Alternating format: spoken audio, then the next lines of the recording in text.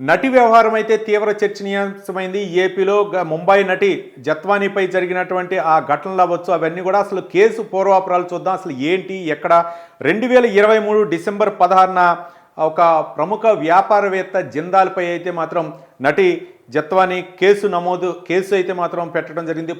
Mumbai police స్టేషన్లో ఆమె case పెట్టడం జరిగింది జిందాల్పై.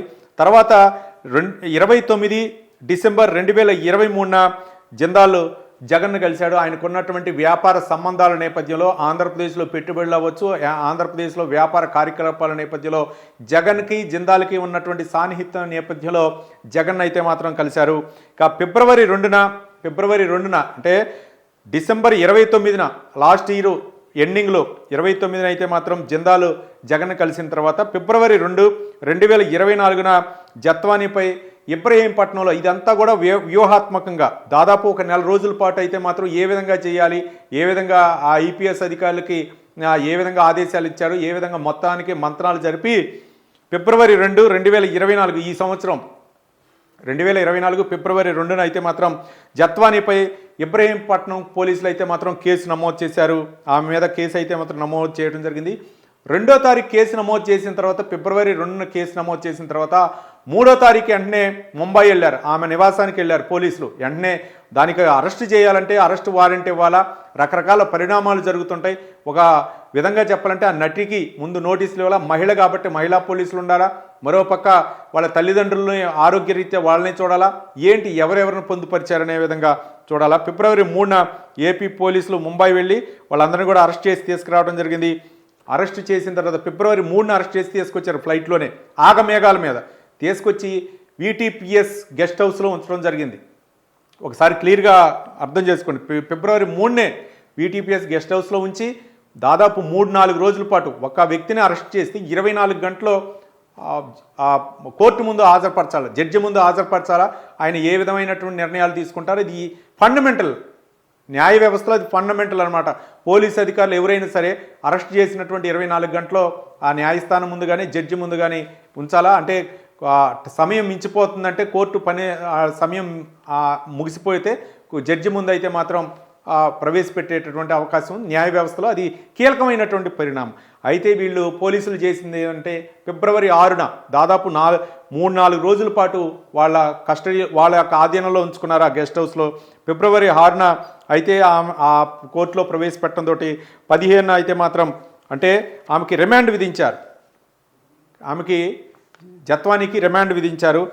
ఇక అయితే 15న ఫిబ్రవరిలో జిందాల్ జగన్ను కలిశాడనమాట. జగన్ కలిసి అసలు ఏం జరుగుతుంది ఏంటి అనేది మొత్తం కూడా జగన్ అడిగి తెలుసుకున్నాడు. ఫిబ్రవరి 15న అయితే మాత్రం జగన్ను కలిశారనమాట. అసలు ఏంటి ఈ కేసు వ్యవహారం ఏంటంటే మొత్తానికి కుక్కల విద్యాసాగర్ ఫ్రెండ్స్ ఏమి చేసినటువంటి తప్పు ఏంటంటే ఏమి చేసింది ముంబైలో కేసు పెట్టింది ఇక అంతే. కానీ ఏమిపై వచ్చినటువంటి అభియోగాలు ఏంటంటే కుక్కల విద్యాసాగర్ రావు ఫ్రెండ్స్ ఇద్దరు ఉన్నారు. వీర వెంకట నాగేశ్వరరాజు, బోరికాటి భరత్ కుమార్ అనేటువంటి ఇద్దరు ఫ్రెండ్స్ ఉన్నారు. ఏది కుక్కల విద్యాసాగర్ ల్యాండ్ని ఏమే ఫోర్జరీ చేసి అదే వ్యక్తులకి తిరిగి అమ్మినట్లు, ముఖ్యేదంటే ఇటు తిప్పి చూపించినట్లుగా ఉంది వాళ్ళ వ్యవహారం. ఆమె ఎక్కడుంది, ముంబై ఎక్కడ, కుక్కల విద్యాసాగర్ రావు ఎక్కడ, కుక్కల విద్యాసాగర్ రావు ఫ్రెండ్స్కి మళ్ళీ ఈ నటి వాళ్ళకెట్లా ఫోర్జరీ చేసి అమ్మింది, ఇది పోలీసులు కేసు నమోదు చేసింది. కుక్కల విద్యాసాగర్ రావు ఆస్తిని ఆమె ఫోర్జరీ చేసి ఆయన సన్నిహితులకి అమ్మినట్లుగా ఆరోపించి ఎఫ్ఐఆర్ నమోదు చేయడం జరిగింది. మొత్తానికి ఈ వ్యవహారం అన్నమాట. దీంట్లో మొత్తానికి ఫిబ్రవరి 6న రిమాండ్ విధిస్తే మార్చి 15న ఆమెకి బెయిల్ వచ్చింది. ఫిబ్రవరి 15న ఆమెనైతే మాత్రం రిమాండ్ విధించడం జరిగింది. మార్చి 15న ఆమెకైతే మాత్రం బెయిల్ వచ్చింది 2024న. మార్చి 16న ఆమె జత్వానీ ముంబై వెళ్ళి ఆమె కేసు అయితే మాత్రం విత్డ్రా చేసుకుంది. ఈ మధ్యకాలంలో జరిగినటువంటి పరిణామాల నేపథ్యంలో మాకు సహకరిస్తేనే నీకు బెయిల్ వస్తుంది, రకరకాలైనటువంటి అంశాలు అయితే మాత్రం పోలీసులు వేధింపులు చేయడం జరిగింది. ఆమెకి విముక్తి అయితే కలిగింది. తర్వాత 6 నెలల తర్వాత అయితే మాత్రం అంటే 6 నెలల నుంచి కూడా అప్పుడు విజయవాడ పోలీసులు చేసినటువంటి అప్పుడు ఉన్నటువంటి సిపి వ్యవహరించినటువంటి కాంతిరాణా టాటా వ్యవహరించి ఆమెకు సంబంధించినటువంటి బ్యాంక్ ఖాతాలను కూడా సీజ్ చేయడం జరిగింది. ఇప్పుడైతే మాత్రం అంటే ఈ కేసు పరిణామాల నేపథ్యంలో ఒత్తిడి వచ్చిన నేపథ్యంలో వెలుగులోకి రావడంతో జత్వానీ చేసినటువంటి అభ్యర్థన మేరకు 6 నెలలు నిద్రపోయినటువంటి గడిపాను కాబట్టి నన్ను చిత్రహింసలు నా బ్యాంక్ ఖాతాలు నేను తెలియని పరిస్థితిలో ఉన్నాను, ఇప్పుడు ఆర్థికంగా చాలా ఇబ్బంది పడ్డాన నేపథ్యంలో ఇప్పుడు సిపి అయితే మాత్రం రంగంలోకి దిగారు. సిపి అక్కడ ఉన్నటువంటి బ్యాంక్ అధికారులకు అయితే మాత్రం ఆదేశాలు ఇవ్వడం జరిగింది. ఆమె బ్యాంక్ ఖాతాలను కూడా అంటే యాక్టివేట్ చేయమని ఆదేశాలు ఇవ్వడం జరిగింది. మొత్తానికి ఈ వ్యవహారంలో అయితే మాత్రం జరిగిన పరిణామాలను చూస్తే ఆమె కేసు విత్డ్రా చేసుకునే వరకు దాదాపు 6 నెలల పాటు అయితే మాత్రం ఏపీ పోలీసులు వ్యవహరించినట్టు తీరైతే మాత్రం చాలా బాధాకరం. మరి దీనిపై మహిళా సంఘాలు అవ్వచ్చు, ఏపీ హోంమంత్రి అలాగే ముఖ్యమంత్రి చంద్రబాబు నాయుడు అయితే మాత్రం ఈ కేసును అయితే మాత్రం చాలా సీరియస్గా తీసుకున్నటువంటి నేపథ్యంలో మరి పోలీస్ అధికారులపై ముఖ్యంగా 2 అధికారులు అయితే మాత్రం బయటకు వచ్చారు. దాదాపు ఇందులో చాలామంది ఇన్వాల్వ్ అయ్యారు.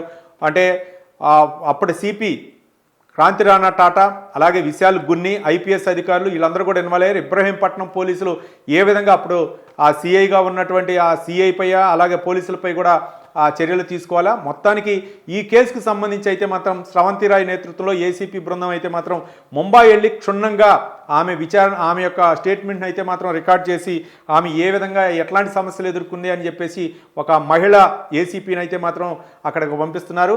ఆమె చెప్పేటటువంటి వివరాల ప్రకారం ఇక్కడ కేసులు అయితే మాత్రం నమోదు చేసే అవకాశాలు ఉన్నాయి. అప్పటి వరకు కూడా ఈ లోపలనే ప్రభుత్వం అయితే మాత్రం ఒక విచారణ కమిటీని అయితే ఏర్పాటు చేసే అవకాశం ఉంది. ఆ కమిటీ నిర్ణయం మేరకే తదుపరి చర్యలు ఉంటాయని చెప్పేసి ప్రభుత్వం నుంచి అందుతున్నటువంటి తాజా సమాచారం ప్రకారం అయితే మనకు తెలుస్తుంది. మొత్తానికి నటి వ్యవహారం వెలుగులోకి రావడంతో అటు ఐపీఎస్లపై ఎంతమందిపై వేటు పడిద్ది, అలాగే అప్పటి ప్రభుత్వ పెద్దలు వైసీపీ నేతలపై ఎంతమందికి ఉచ్చు బిగించుకునేదే మనం వేచి చూద్దాం. ప్రభుత్వం అయితే మాత్రం ఏపీ ప్రభుత్వం సీరియస్గా తీసుకుంటుంది. ఏ చర్యలు ఏ విధంగా తీసుకుంటుంది, ఇంకేమైనా ఇన్వాల్వ్ అయ్యారా, ఇట్లాంటి కేసులు ఎన్ని ఉన్నాయని కూడా ఇప్పుడు ప్రభుత్వం అయితే చర్యలు తీసుకుంటుంది. కాబట్టి మనకి నిజాలు నిగ్గు తేలాల్సినటువంటి అవసరం ఉంది.